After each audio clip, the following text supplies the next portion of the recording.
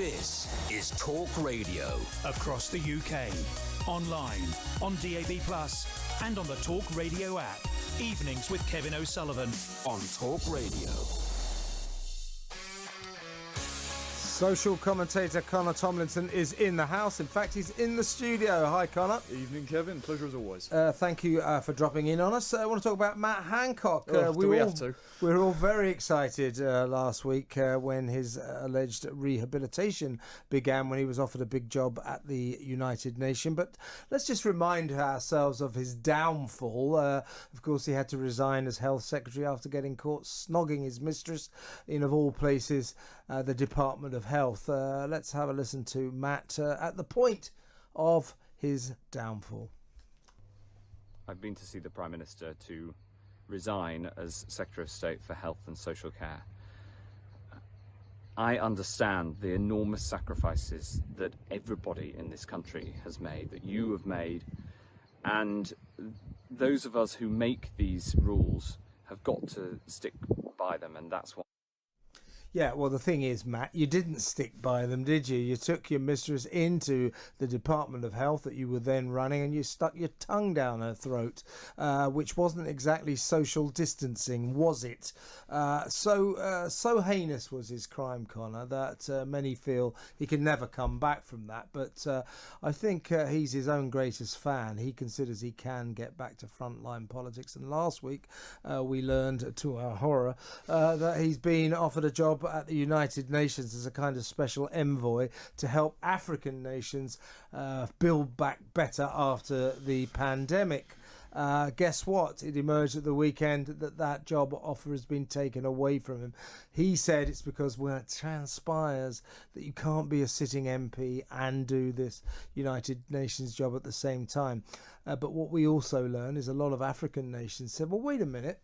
So this guy is unemployable in your country, in Britain, in colonial imperial HQ Britain. He's disgraced himself and is completely out on a limb. So he's no good in Britain, but he's all right for us. In other words, they said this is classic colonialism. You're fobbing off your useless sons on us. Guess what? The job offer disappeared. I would actually be surprised if, obviously, Hancock's excuse for the job offer being rescinded, saying, "Oh, I'm too busy being an MP." I mean, first of all, we didn't say that in the first place. He said he was honoured. Well, but in the BBC articles that came out with his Don't quotes. worry about the BBC. No, I wouldn't either. But I think they're about as honest as Hancock is here. Because the funny thing is, he turns around and said, "Oh, I'm too busy running West Suffolk as an MP." First of all, the last time anyone too busy doing something. Well, exactly. Last time anyone saw him walking around West Suffolk, he had the most awkward video ever talking to constituents, and it looked like something out of The Office from the over-the-shoulder camera sitcom.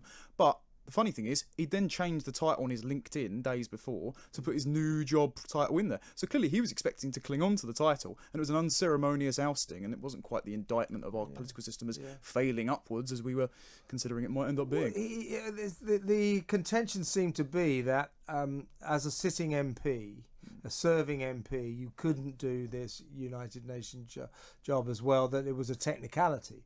I don't believe that. Well, I don't think so either, because didn't Gordon Brown do something 2 years before he left as an MP? Yeah, you can do these things. I mean, I would personally say, not just because of Matt Hancock's little to no experience in rebuilding Africa, even though his understanding of the phrase "build back better" seems to be quite comprehensive for his personal job ties with the types that generated that phrase.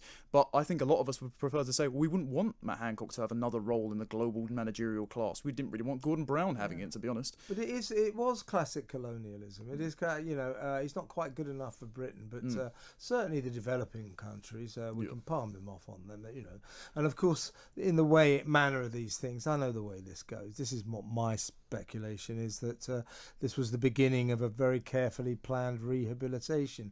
Okay, Matt, you'll have to do a few months in the trenches for the UN, and then we'll give you a smaller position, but we'll get you back to the front benches soon. And the reason they say this is, well, Matt, he made a mistake, but he's tremendously talented. It's like, is he? Yeah, exactly. Where did he get that from? We didn't notice any tremendous talent. We can do it without Matt Hancock, and I think he crossed crossed the Rubicon. He went too far, and I don't think he can be allowed to get back. Well, we both watched that video, and I can tell you there was definitely no tremendous talent going on there. I would say very much so that he clearly got the job through nepotism, because the one who gave it to him seems to have been Carrie's mate putting in a good word. That's for what him. they say, yeah. Exactly. So he's clearly not getting it on merit, and it's also not just colonialism. It smacks of the managerial class attitude that a lot of our politicians have now. That, for example, Sir David Amess didn't seem to have before he was tragically killed. In that the Little Englanders aren't enough for us to govern. Instead, we've got to take multiple jobs that mean we can go to all these posh parties and things like COP26. And like, I'm going in November, but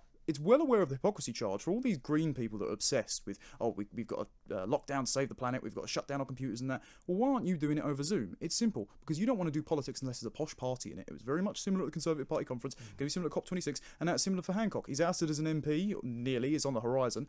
He's ousted from his cabinet position, but he definitely wants to go to all those fancy parties the UN will put on, I can tell you that. And Alok Sharma, the climate change guy in charge of COP26, he's travelled to all over the world. The red list countries. On gas-guzzling jets, trying to persuade people to come to this great climate change conflab. We're just talking about it. I mean, what a waste of time. He clearly hasn't heard of WhatsApp.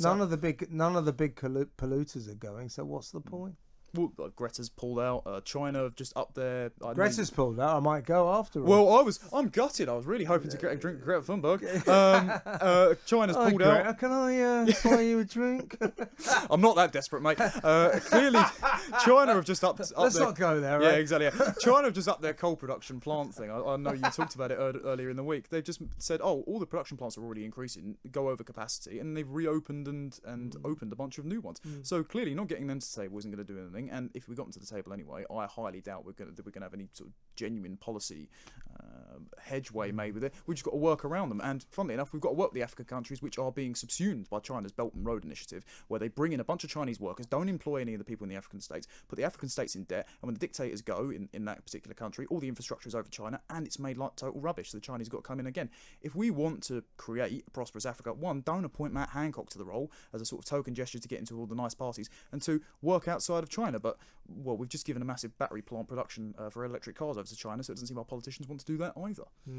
Now, I'm all for giving people a second chance, another chance, but there are times when people cross the line too far. And I think that Hancock, he shouldn't delude himself that he's got a political future. I think it's over for him, don't you? Definitely. I also think as well, we should choose our politicians not just on the calibre of the ideas that they stick to. He imposed these lockdown rules on us, which I was against from the very start. But if you're going to be for them, at least lead by example. Yes. And the second one is also, Matt Hancock's got some very unsavoury ideas about what we should be doing. I mean, a lot of people were protesting this dinner later on and that.